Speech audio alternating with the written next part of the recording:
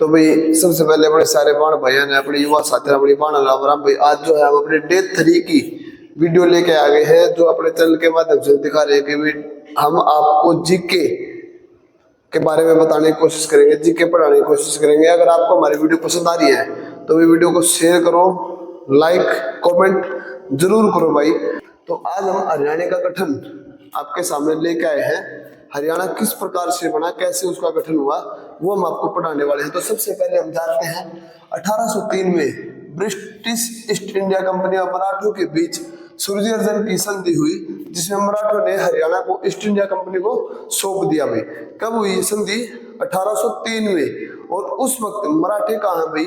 मराठों की मैं बता दूं, बात करें तो महाराष्ट्र की तरफ, बॉम्बे की तरफ जो है मराठे हैं, उन्होंने अपने हरियाणा को ईस्ट इंडिया कंपनी को सौंप दिया कि आप वहां जाओ, वहां जाके अपना राज करो। ठीक है। तो अंग्रेजों ने इसे उत्तर पश्चिमी क्षेत्र का हिस्सा बना दिया। तो अंग्रेज जो थे, जो अपने देश पर राज कर रहे थे, उन्होंने अपने हरियाणा को उत्तर पश्चिमी का हिस्सा बना दिया भाई।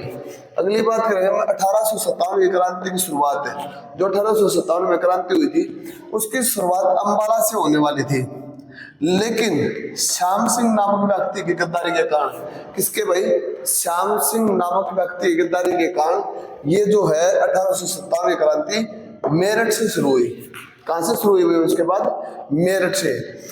1858 में हरियाणा को उत्तर प्रदेश से अलग कर पंजाब में जोड़ दिया गया। देखो भाई, यहाँ पर एक बात जानने वाली है, जो ये लिखा हुआ है इसमें 1858 में उत्तर प्रदेश से अलग करके, यानी कि हरियाणा पंजाब के साथ जुड़ने से पहले किसके साथ जुड़ा हुआ था? उत्तर प्रदेश के साथ। उत्तर प्रदेश से अलग करके पंजाब के साथ जो है हरियाणा को जोड़ दिया गया भाई। 1857 की क्रांति में, कौन सी क्रांति है भाई? 1857 की क्रांति में सबसे पहले शहीद होने वाले स्वतंत्रता सेनानी शहीद मंगल पांडे थे, जिनको स्वतंत्रता सेनानी कहा जाता था। शहीद मंगल पांडे 1857 की क्रांति में सबसे पहले होने वाले शहीद थे। उसके बाद 1925 में मुस्लिम लीग की बैठक में एक सदस्य पीरजादा मोहम्मद हुसैन ने पहली बार हरियाणा को पंजाब से अलग करने के लिए कहा। ये कौन था भाई? मुस्लिम लीग। ये जो 1925 में हुई थी, मुस्लिम लीग की बैठक थी ये। ठीक है। एक सदस्य पीरजादा मोहम्मद हुसैन ने पहली बार कहा था कि हरियाणा को जो है पंजाब से अलग कर दो भाई। 1928 में एक सर्वदलीय सम्मेलन हुआ। सर्वदलीय यानी कि सभी दलों का एक सम्मेलन हुआ। इस सम्मेलन में भी कहा गया कि हरियाणा को पंजाब से अलग कर दिया जाए। कुछ पार्टियों ने कहा कि हरियाणा को पंजाब से अलग कर दे, लेकिन कुछ पार्टियां ऐसी थी जिन्होंने कहा कि नहीं, ये गलत है, नहीं होंगे, जिन्होंने इस बात का समर्थन नहीं किया। हिंदू महासभा, आर्य समाज, जनसंघ पार्टी इस बात के समर्थन में नहीं थी। ये वो पार्टियां थी जिन्होंने इस बात का समर्थन नहीं दिया भी। उसके बाद 1931 में दूसरे गोलमेज सम्मेलन लंदन में भी हरियाणा को अलग करने की बात की गई। दूसरा यानी कि पहला कौन सा था भाई? ये वाला, एक सर्वदलीय सम्मेलन। ठीक है। उसके बाद दूसरा 1931 में, पहला था 1928 में। गोलमेज सम्मेलन ये कहा हुआ था लंदन में। ये क्वेश्चन आ सकता है भाई। इसमें भी ये कहा कि हरियाणा को जो है पंजाब से अलग कर दो। 1932 में राष्ट्रवादी नेता देशबंधु गुप्ता, पहले मैं यही बता देता हूँ, देशबंधु गुप्ता जो राष्ट्रवादी नेता थे, वो एक स्वतंत्रता सेनानी थे, साथ में एक पत्रकार थे। उन्होंने भी यही बात की कि हरियाणा को पंजाब से अलग कर दिया जाए। ठीक है।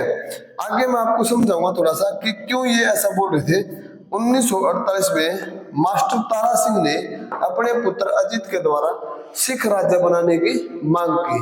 किसने भाई? मास्टर तारा सिंह ने अपने पुत्र अजीत के द्वारा सिख राज्य बनाने की मांग की। कब? 1948 में। ये क्वेश्चन बन रहे भाई। 1 अक्टूबर 1949 भीमसेन सच्चर ने सच्चर फार्मूला लागू किया तथा पंजाब को 2 भागों में विभाजित कर दिया। किसने किया भाई? पंजाब को 2 भागों में विभाजित। ये क्वेश्चन आ सकता है, भीमसेन सच्चर ने। कब किया? 1 अक्टूबर 1949 को। ठीक है। तो 2 क्षेत्र बना दिए। किसने?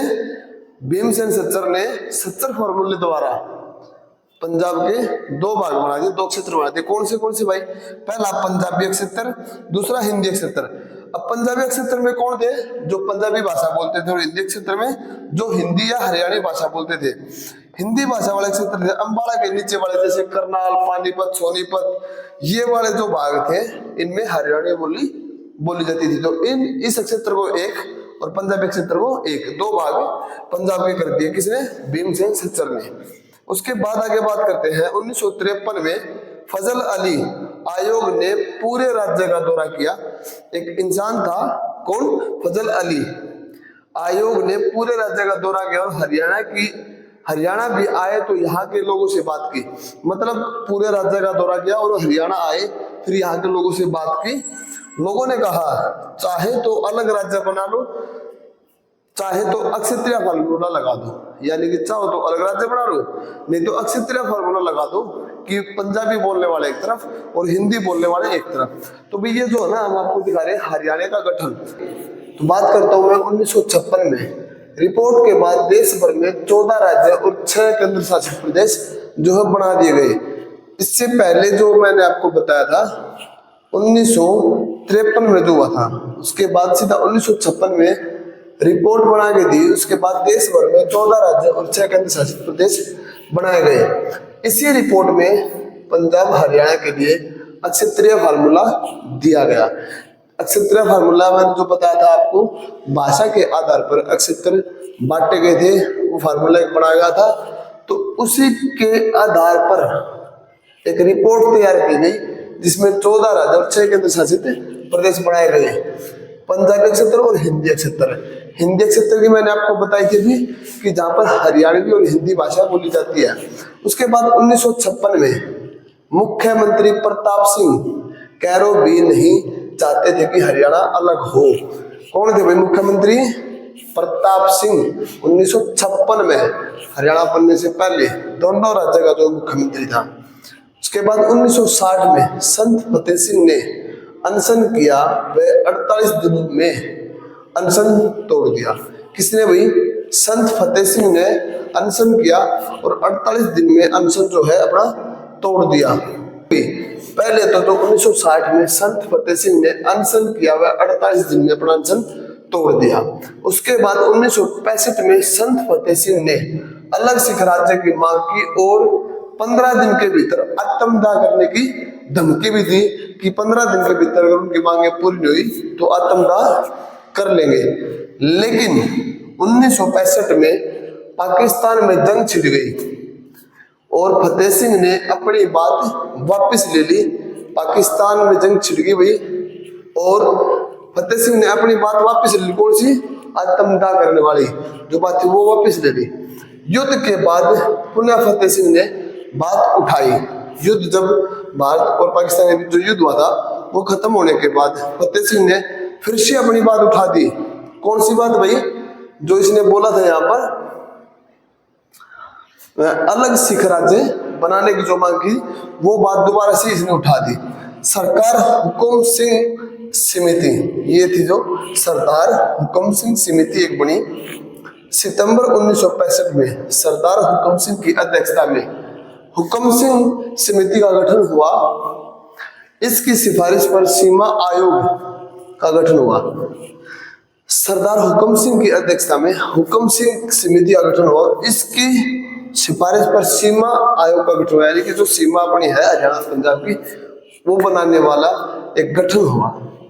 हुकुम सिंह की सिफारिश के आधार पर सरकार ने सर्वोच्च न्यायालय के न्यायाधीश श्री जे.सी. शाह की अध्यक्षता में पंजाब पुनर्गठन सीमा आयोग का गठन किया। इस आयोग ने अन्य सदस्य एस दत्त को एम फिलिप थे। ठीक है भाई।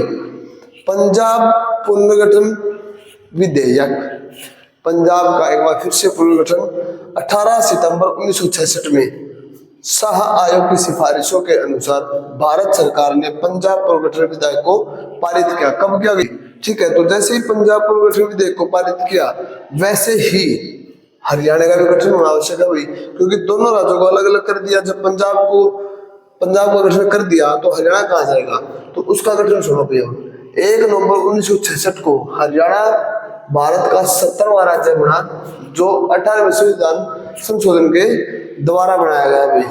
उसमें हरियाणा पंजाब से 35.18% क्षेत्रफल भाग लेकर अलग हो गया, यानी कि 100 में से 35% क्षेत्रफल का भाग लेके तो हरियाणा अलग होगा। पंजाब के पास 64.82% क्षेत्रफल भाग बच गया। इसका मतलब समझ में आया भाई, यानी कि अब जो हमारे पास जमीन कम है वो इससे कारण है कि पंजाब ने ज्यादा ले ली भाई और हरियाणा के हिस्सा में कम आई। हरियाणा गठन के समय जिलों की संख्या जो है वो 7 थी। हरियाणा में जिले जो थे उस वक्त वो 7 जिले थे भाई। अब इसमें छोटी सी बात हो रही है कि 2 लाइनें। उस वक्त हरियाणा के प्रथम मुख्यमंत्री बने थे श्री भगवत दयाल शर्मा, ठीक है। और हरियाणा के पहले राज्यपाल जो थे वो थे श्री धर्मवीर भारती।